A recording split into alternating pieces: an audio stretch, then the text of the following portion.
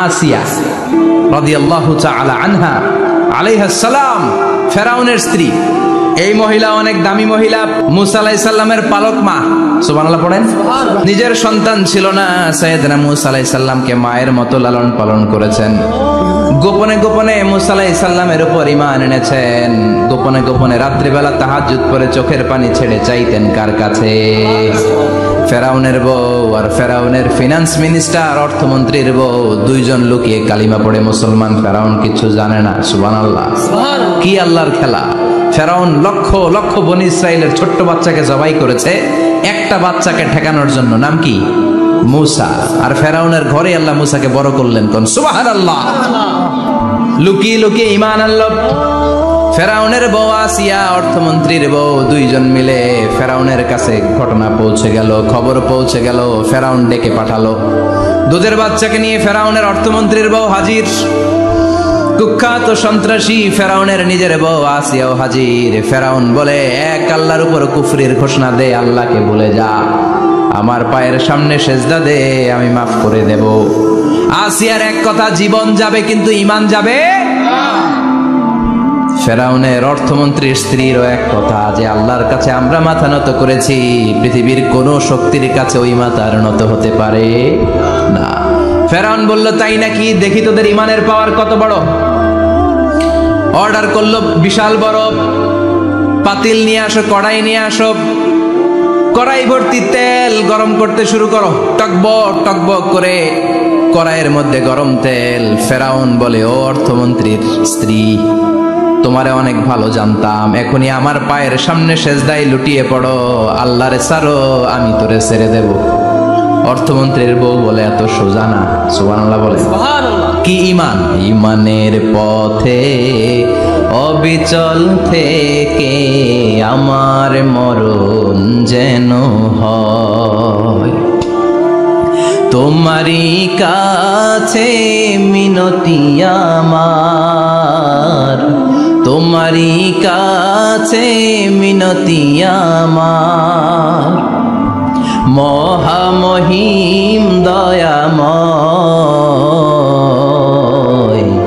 ঈমানের পথে অবিচল থেকে আমার মরণ যেন হয়। পড়েন আমিন।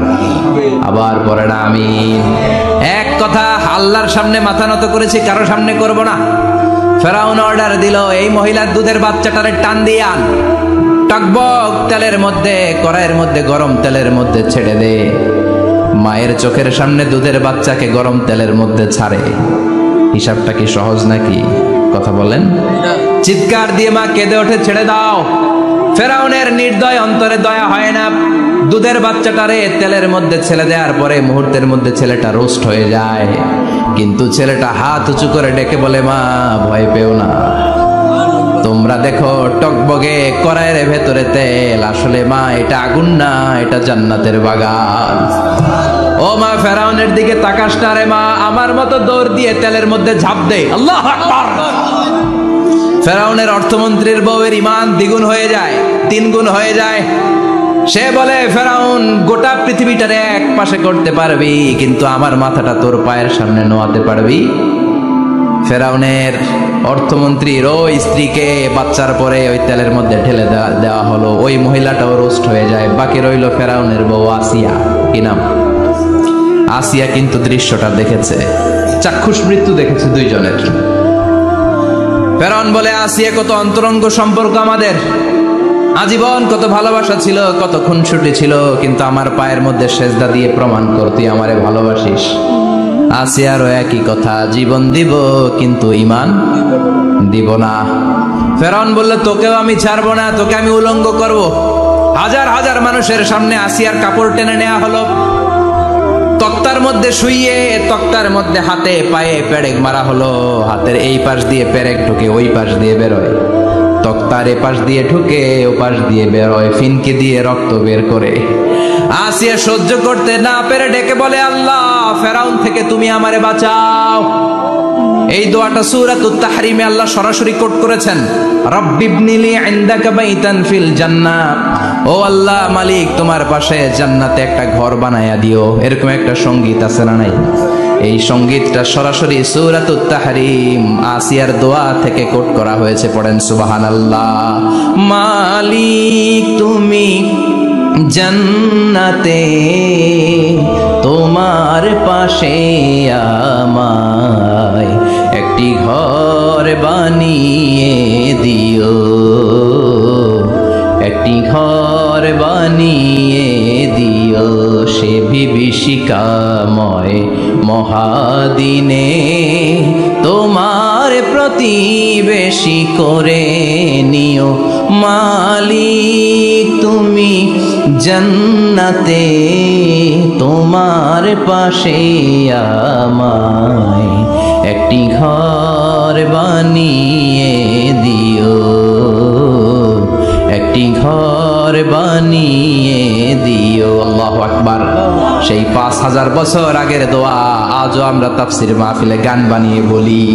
5000 বছর আগের কথা আজও আমরা কোরআনের আয়াত হিসেবে পড়ি। আল্লাহু আকবার। কি মকবুল হয়েছেন মহিলাটা আল্লাহর দরবারে। আল্লাহরে বললেন, আল্লাহ শুধু তোমার ইবাদতের কারণে আজকে আমার এমন দশা উলঙ্গ হওয়া লাগলো, আমার হাতে পায়ে পেরেক ঠোকা হলো, আল্লাহ এখন গরম তেলের মধ্যে ছেড়ে দেয়া হবে, তুমি বাঁচাও। আল্লাহ বললেন, জিব্রাইল আমার জান্নাতটারে আসিয়ার চোখের সামনে তুলে ধর। আমার আসিয়া দুনিয়ার বুকে থেকে জান্নাত দেখে দেখে আমার মেহমান হয়ে আমার কাছে আসবে।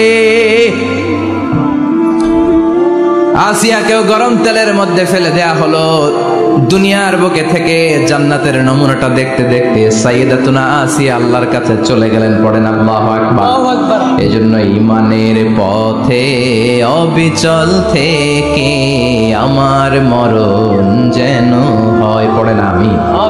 তাহলে আসিয়ার জীবনী থেকে আমার মায়েদের জন্য শিক্ষা হলো, ঈমান ছাড়া যাবে না, বেঈমান হয়ে মরা যাবে না, মাজারে গিয়ে মুশরিকাদের কাতারে নাম তোলা যাবে। ওই মায়েরা ঈমান কেমন করে রক্ষা করবেন? ঈমান কত বড় দামি জিনিস। ঈমান একজন নারীর মর্যাদা আল্লাহর কাছে কত বাড়িয়ে তোলে। আসিয়ার জীবনে এই শিক্ষাটা আছে না নাই? কথা কম আছে, বোঝা যায়, বোঝা যায়। তাহলে প্রথমে জানলাম কার কথা? হাজারের কথা। হাজারার জীবনী থেকে শিক্ষা ছিল তাওয়াক্কুল করতে হবে একজনের উপর, তিনি কে? আল্লাহ। আসিয়ার জীবনী থেকে আমরা কি শিখলাম? ঈমান রক্ষা করতে হবে। জীবন যাবে, ঈমান যাবে, জীবন যাবে, ঈমান যাবে। আসিয়ার জীবনী থেকে শিক্ষা হলো ঈমানের পথে অবিচল থাকতে হবে, ঠিক কিনা? ঈমানের পথে অবিচল থেকে আমার মরণ যেন হয়, তোমারই কাছে মিনতি আমার, তোমারই কাছে মিনতি আমার, মহামহিম দয়াময়, ঈমানের পথে অবিচল থেকে আমার মরণ যেন হয়। পড়েন আমিন।